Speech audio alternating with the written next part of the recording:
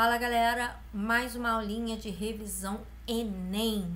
Espero que vocês gostem. Meu nome é Fernanda Cordeiro, professora de Química do Cefet, e eu queria convidar vocês para uma aula de orgânica, umas questões bem legais, bem interessantes, que orgânica é o assunto depois de estéquio, depois de soluções que mais cai, tá? Tem algumas coisas de reações aqui bem legal. Então o Enem 2018 ele fala do composto hidroxilamina e ele vai falar que ela é muito reativa.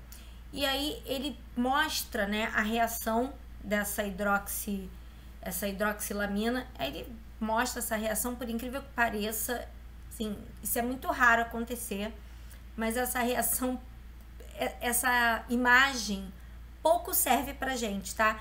Isso, gente, sério, é muito raro de acontecer que uma imagem não traga uma informação muito relevante. A única coisa que ele fala é que o produto A é favorecido em relação ao B. Então, ele diz que esse produto aqui é mais importante do que esse.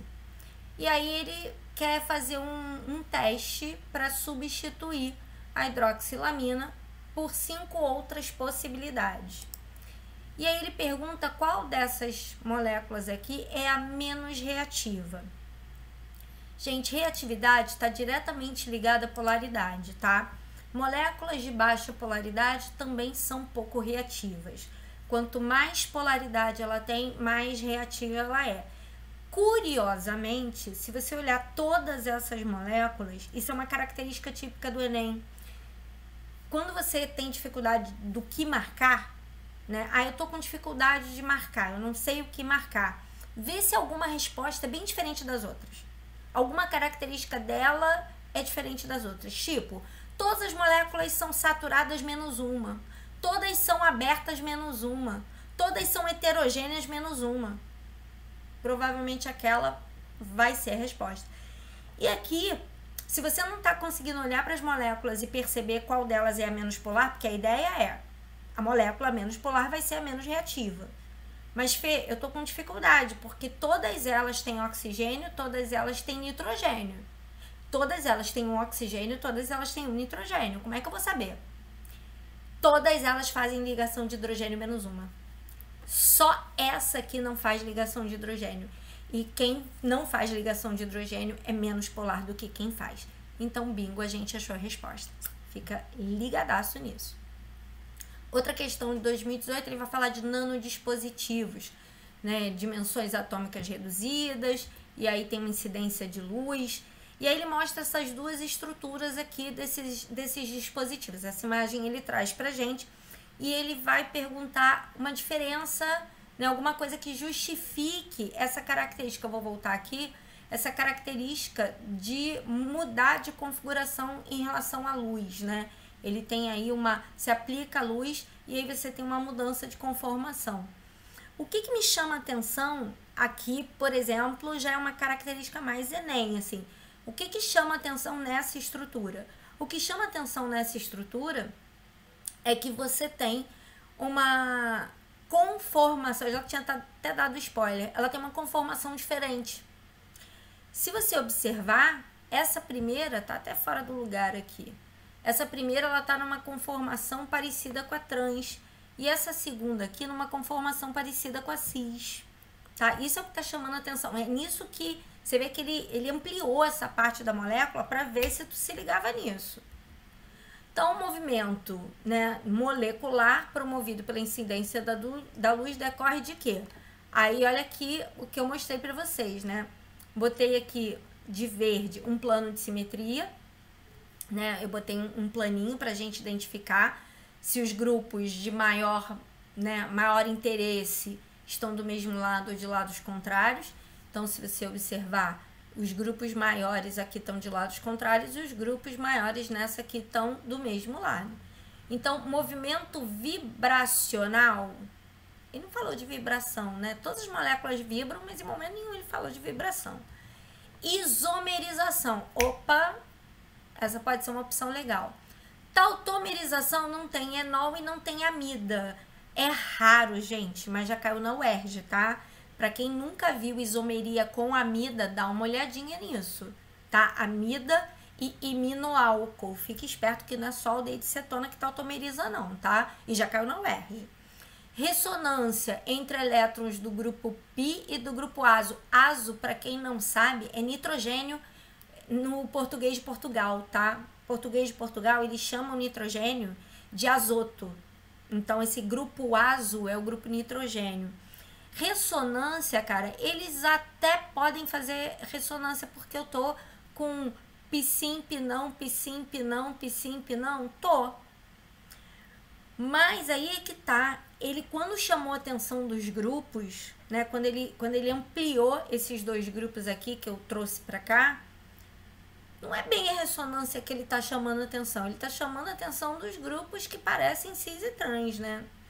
Conformação das ligações N-dupla-N, ok, que resultam em estruturas com áreas diferentes, não é área, que aqui ele só mudou a organização, então realmente, né, não é, sim, muito perfeita, mas é a melhor opção, isomeria cis e trans aqui, tá bom? Lembrando, né, esse carbono aqui, ele tá com esse nitrogênio aqui, ele já tá com as ligações todas. O que estaria aqui, e isso vocês podem achar estranho, se fosse carbono, teria um hidrogênio aqui, mas isso aqui é nitrogênio, né? E como ele é nitrogênio, vocês podem ficar na dúvida. Então, assim, por isso que eu falo, não é a opção mais simpática, quer dizer, não é a perfeita, mas é a mais simpática, vamos deixar assim, tá? O biodiesel é um biocombustível obtido de fontes renováveis. Que fontes renováveis são essas? Normalmente são triglicerídeos ou óleos, né? Podem ser ácidos graxos também, com uma substância de baixa massa molar, que é um álcool, pode ser metanol ou etanol. E aí a reação química eu botei na próxima página, ele vai perguntar qual é o produto, né? Qual é a função dessa reação. Eu não precisava nem da reação, e eu já vou botar a reação depois, que é para você se ligar. Triglicerídeo é um éster, tá? O triglicerídeo, ele é um éster. Quando eu vou fazer biodiesel, você tem que saber, tá? Isso aí, se você ainda não sabe, vai passar a saber agora. A transesterificação, que é a reação que produz um éster, nada mais é do que pegar um éster grande e transformar ele num éster pequeno. Então, amor, a resposta, o que é a função do biodiesel? É éster. Eu vou, de novo, transesterificação, que é a formação do biodiesel, é pegar um éster grande e transformar em um éster pequeno. E aqui tá a reação. Ele deu a reação, tá? Então, obviamente, que você ia conseguir ver fácil que esse cara é um éster, tá? Então, assim, você não teria grandes problemas com isso. Mas vamos entender essa reação. Esse cara quebra aqui, ó. Metil para um lado, OH para o outro. Esse aqui vai quebrar aqui, ó. As 3 hidroxilas vão entrar aqui. Então, CH2 vai entrar um OH aqui, CH vai entrar um outro OH aqui e o CH2 vai entrar um outro OH aqui. E aí ele forma o glicerol ou glicerina, que é esse carinha aqui. Então, vou até anotar aqui, ó. Glicerol ou glicerina, tá? Propanotriol, o nome dele oficial. E aí, cada um desses grupos metil vai entrar aqui. Então, aqui vai entrar um CH3... Aqui vai entrar um CH3, aqui vai entrar um CH3.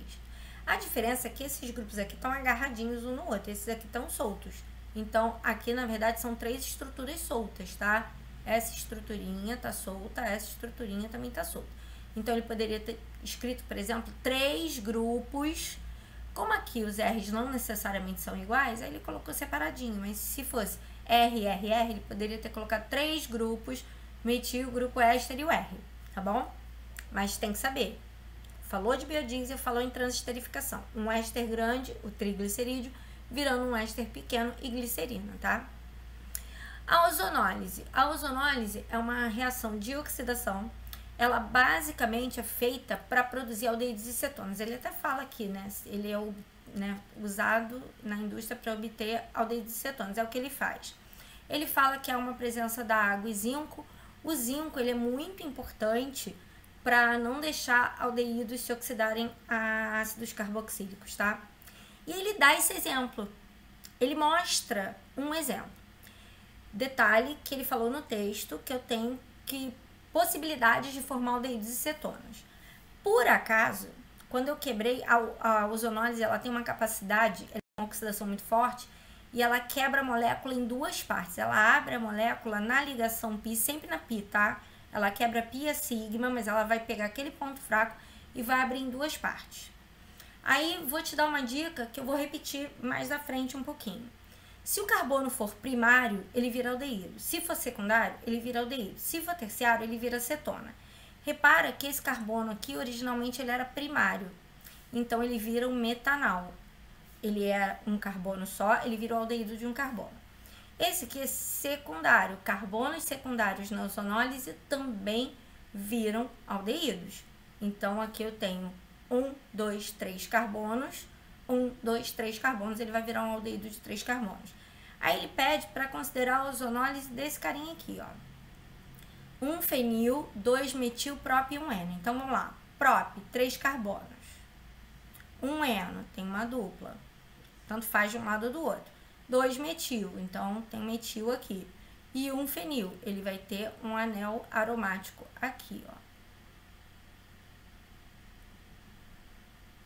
Fenil, só para quem não lembra, é um benzeno, mas ele é tratado como radical.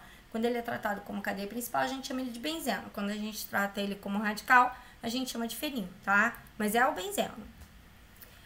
Então, eu vou considerar esse cara, ele me deu a fórmula, olha que lindo. Eu montei ali só para vocês verem, mas ele me deu a fórmula, né?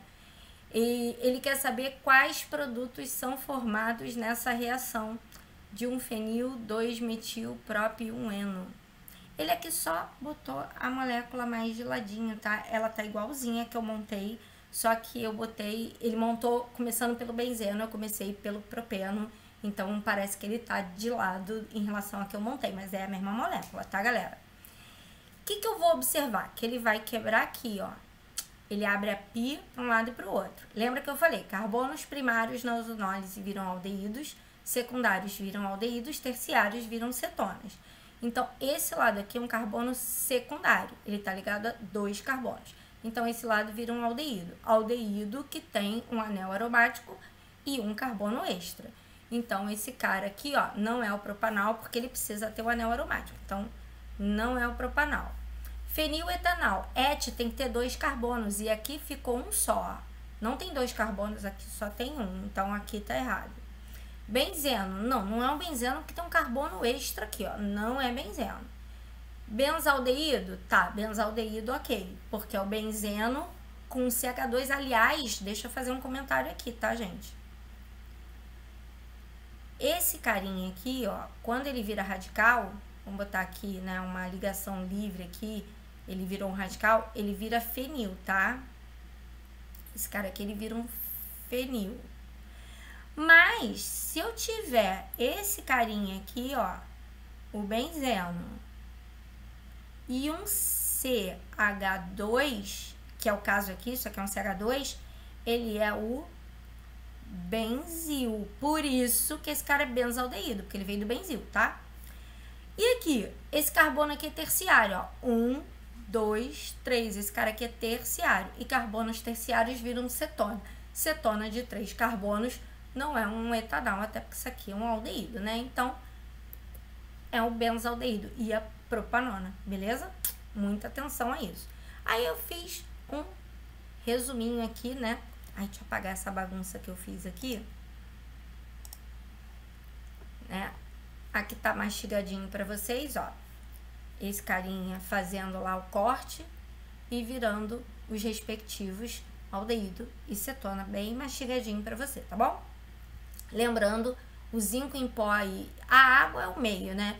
E o zinco em pó aí é principalmente para que esses aldeídos formados não se tornem ácido carboxílico, tá? Sem a presença do zinco, eles iam virar ácidos carboxílicos, eles continuariam oxidando. Outra coisa também que é importante é que o zinco, ele tem uma outra característica. Vocês vão ver que ele consegue reagir com um produto que aparece aqui. Quando eu faço a quebra, aí seria o meio do caminho, não é o final, tá? O final da reação é isso que eu mostrei aqui para vocês. Esse aqui é o final da reação. Mas, na parte intermediária, né, no mecanismo, aparece esse camaradinho aqui que não é legal, ó. Esse camaradinho aqui aparece no meio do caminho. Vocês não precisam saber esse meio do caminho. O ozônio vem aqui, quebra essa ligação, parte da molécula entra aqui em cima, uma parte entra aqui embaixo, aí formam os aldeídos e cetonas e libera água oxigenada. Essa água oxigenada é que seria responsável por levar aldeídos a ácido carboxílico. Aí o que o zinco faz? Reage com a água oxigenada, se transforma em óxido de zinco e água, e aí tira esse cara do meio, e aí nenhum aldeído vira ácido carboxílico. Pelo menos a maioria deles não vira, né?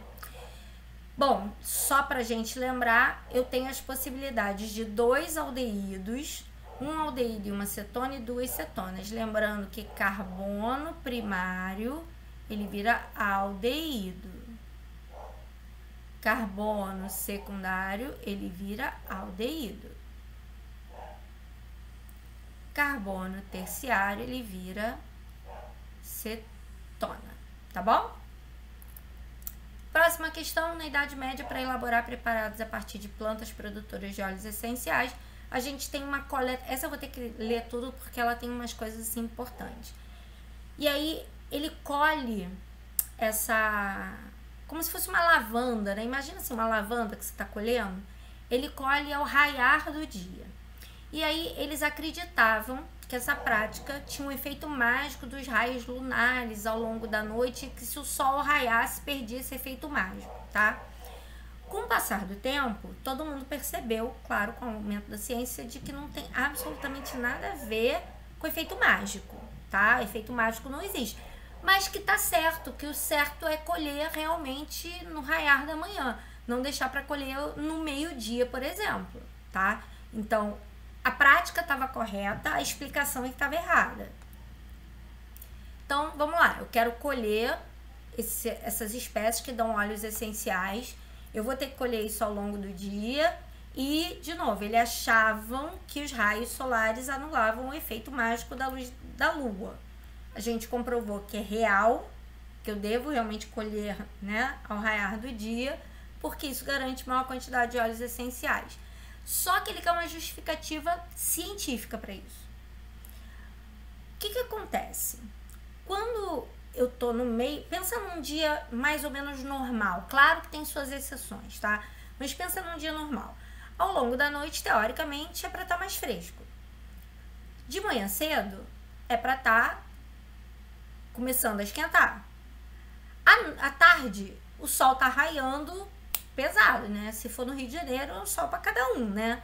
Então, se a gente imaginar que óleo essencial, o que chama atenção nele é cheiro, cheiro significa tudo que tiver cheiro, galera, guarda isso, pelo amor de Deus. Se tem cheiro é porque tá volátil, se tem gosto é porque dissolveu, tá? Isso é uma característica do Enem falar disso. Se tá sentindo cheiro de qualquer coisa, pensa, aquilo é volátil.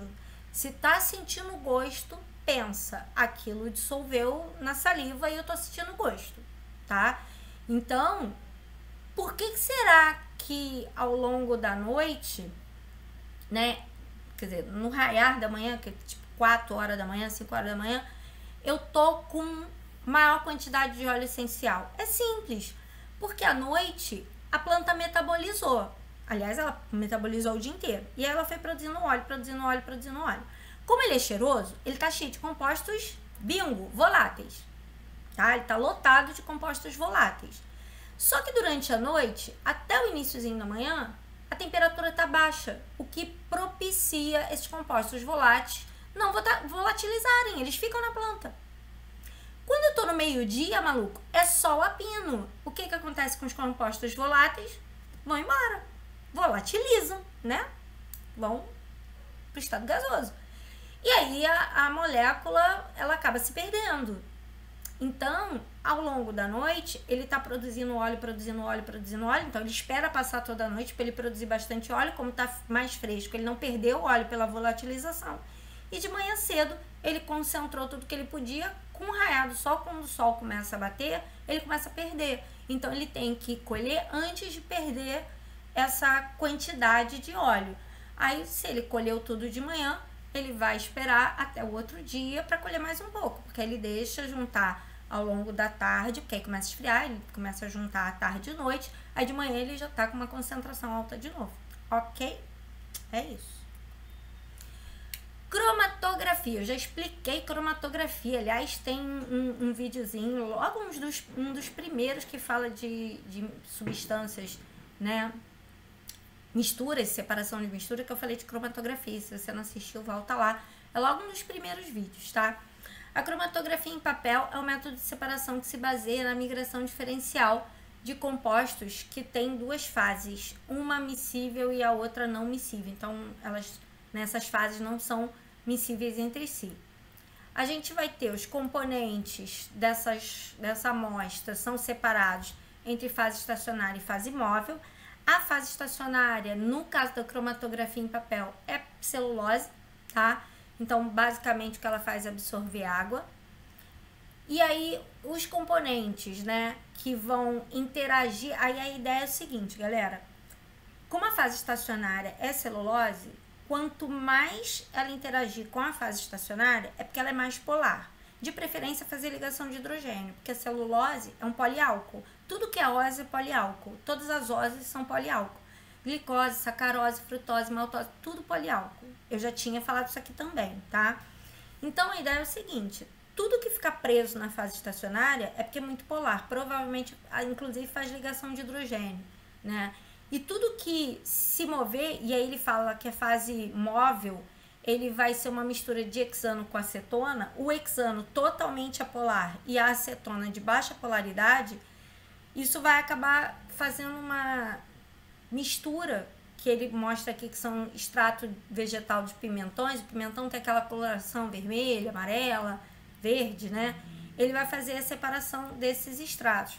Então, a ideia basicamente é isso. Eu tenho uma fase de papel, vou colocar os corantes aqui, no caso, vou pegar o extrato do pimentão e colocar aqui, e esse líquido ele vai subir pelo papel, tá? Ele vai se arrastar pelo papel. Então, a ideia é o seguinte, eu tenho a propanona, que é a acetona, que é de baixa polaridade, tenho o hexano, que é apolar, e tenho a celulose, que é muito polar, cheia de hidroxilas, bastante polar. Lembrando que a celulose é a fase estacionária e a propanona e o hexano são as fases móveis, juntas, né? É uma mistura. Fase estacionária, fase móvel e a amostra. O que vai acontecer é que ele vai subir e vai acabar parando lá em cima. Então, basicamente, o que eu tenho é isso aqui, ó. Como se aqui fossem os extratos do pimentão. Aqui é canetinha, tá? Mas como se fosse o extrato do pimentão, à medida que o líquido vai subindo, ele vai arrastando. Você consegue ver que a tinta verde separou o amarelo e o azul? E você vê que o azul se arrastou mais rápido? O azul, ele tá mais suscetível à fase móvel. E o amarelo ficou mais agarrado à fase estacionária. Aqui, nesse roxo, eu tenho aqui um tom mais rosa, né? E aqui um tom mais azul. Você vê que o azul basicamente tá aqui, ó. Esses dois azuis aqui devem ser parecidos, devem ser o mesmo corante. Se for da mesma marca, pode ser inclusive realmente o mesmo corante, que eles pararam no mesmo lugar, tá vendo? Aqui no preto eu tenho uma mistura de vários corantes, entre eles vermelho, azul, tem outros corantes aqui. Tem um tom meio amarelado aqui, né, meio alaranjado aqui. Enfim, aqui eu consigo separar. Quem ficou mais embaixo, então esse violeta, esse vermelho, esse amarelo, são mais agarrados à fase estacionária. E os azuis aqui em cima são mais agarrados à fase móvel, tá? Então, aqui é uma outra forma de fazer cromatografia, só que é o inverso, tá? É um outro desenho de cromatografia, mas ao invés de eu ter a fase móvel num papel, eu agora tenho a fase móvel, uma coluna de vidro com um tipo de areia. Botei a mistura de corantes aqui e vou colocar o solvente de cima para baixo, tá? O solvente tá entrando assim, ó. À medida que o solvente está entrando, ele se afastou, tá vendo? Ele separou as fases. A primeira fase que sai é a amarela. Se o solvente está de cima para baixo, o amarelo se aderiu mais ao solvente. Então, o solvente orgânico, ele tende a ser apolar ou de baixa polaridade, tá? Então, essa substância aqui, ela se parece em termos de força, de estrutura, com o solvente orgânico. O rosa, meio lá, meio cá, tem uma estabilidade aí para um e para outro, então ele pode ter uma polaridade intermediária. E o azul foi o que demorou mais a sair. Ele tem uma polaridade parecida com a da sílica. Ele ficou mais tempo preso na sílica. Aqui ele me mostra várias substâncias. Aí lembra aquilo que eu falei com vocês, gente. Eu ainda não fiz nem a pergunta, mas olha só, eu já sei a resposta sem fazer a pergunta. Se você olhar todas essas estruturas, todas elas, uma delas é diferentona. Essa daqui, o licopeno, é hidrocarboneto. O alfa-caroteno, hidrocarboneto. O gama-caroteno, hidrocarboneto. A alfa-criptoxantina, ela tem uma hidroxila só. Porra, mas olha só. Uma hidroxila, um grupo cetona, outro grupo hidroxila. Cara, esse aqui é o mais diferente de todos. Esse é o mais polar de todos. Eu não sei nem qual é a pergunta, mas provavelmente a resposta é esse cara aqui. Então, tá aqui bem marcado os grupos polares. E aí ele quer a substância que migra mais lentamente. Lembra que a nossa fase era celulose. Celulose é hidroxila. Então, quem migra mais lentamente é quem fica preso na fase estacionária. Como a fase estacionária é celulose e celulose tem muita hidroxila, quem fizer ligação, muitas ligações de hidrogênio. E aí, se a gente voltar lá, depois que essa aqui sair, aí a próxima a sair é essa. E essas aqui provavelmente vão sair juntas, porque todas elas são apolares. Então, elas provavelmente saem juntinhas. E provavelmente são as primeiras a sair. Então, essas três aqui, ó, provavelmente saem juntas e de cara. Porque se a fase estacionária é muito polar, elas não ficam presas. Então, elas provavelmente saem juntas, depois essa daqui e por último essa. Essa aqui fica presa mais tempo, porque vai fazer mais ligações de hidrogênio, ela é mais polar, tá? Então, resposta, letra D. Feromônios são substâncias utilizadas na comunicação de indivíduos. Uma espécie, o primeiro feromônio foi separado e isolado, foi o bombicol, e aí ele mostra que eles são agentes específicos, né? Repara o desenho, galera, repara o desenho, ele mostra ligações pi. Uma pergunta que ele poderia fazer é a função, mas se ele perguntasse a função é mole, isso aqui é um álcool, né? Ou ele pode falar de isomeria. Repara que esse grupo aqui, ó, tem um hidrogêniozinho escondido aqui, tem um hidrogêniozinho escondido aqui, ó. Tem um hidrogêniozinho escondido aqui, tem um hidrogênio escondido aqui. Se ele falar de isomeria, isso aqui é isomeria cis-trans. E se ele perguntar qual, os dois são cis. Os hidrogênios, tanto na primeira dupla quanto na segunda, estão do mesmo lado. Então, e aí, ele quer saber de todas essas substâncias, quem é que faz a mesma isomeria que o bombicol. Como eu falei, o bombicol, ele faz isomeria cis-trans com dois grupos cis. Essa primeira, né? Então, ele quer saber qual desses insetos aqui fabrica substância, fabrica feromônio, né, com a mesma estereoisomeria. Esse cara faz isomeria ótica, olha só, tem carbono quiral aqui, tá? Aqui isomeria ótica, eu tenho carbono quiral aqui e tenho carbono quiral aqui. Aqui, não faz isomeria nenhuma, tá? Aqui não tem. Fê, mas aqui ele não pode fazer esses trans, não, porque R1 tem que ser diferente de R2 e esses dois grupos aqui, ó, esse grupo é igual a esse, então não pode, dois grupos metil não serve. Aqui não faz nenhuma, não tem nem como fazer, só isomeria plana, né? Isomeria de posição, isomeria de cadeia, mas não estereoisomeria. E aqui ele também faz cis-trans. Sendo só de curiosidade, essa aqui é cis, essa aqui é cis, já essa aqui é uma trans, tá? Então, letra E. Aqui, só pra gente ficar esperto, né? Quando eu passo uma linha aqui no meio, deixa eu até ver se eu... Não passei, não. Quando eu passo uma linha aqui no meio, ó, eu vou ver que os grupos de maior interesse, e aí eu tenho que olhar do lado esquerdo e do lado direito, entre metil e hidrogênio, o grupo de maior interesse é metil. Entre metil, hidrogênio e metil, eles estão do mesmo lado. E o composto trans, se eu passar uma linha aqui no meio da dupla, esses mesmos grupos de maior interesse estão de lados opostos. Nucleófilos são bases de Lewis que reagem com aletos de alquila no meio de uma reação chamada substituição nucleofílica. E aí ele quer entre o metóxido, tá? Metóxido. Ele mostra aqui pra gente, ó. Metóxido. E o brometo de metila, que composto orgânico que ele vai produzir.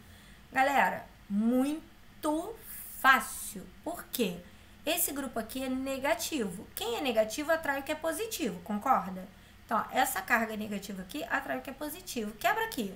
O bromo é muito eletronegativo, o bromo é um halogênio. Então, aqui é negativo e aqui é positivo. Aí o grupo positivo migra. Ai, migrei para o lugar errado. Que coisa feia.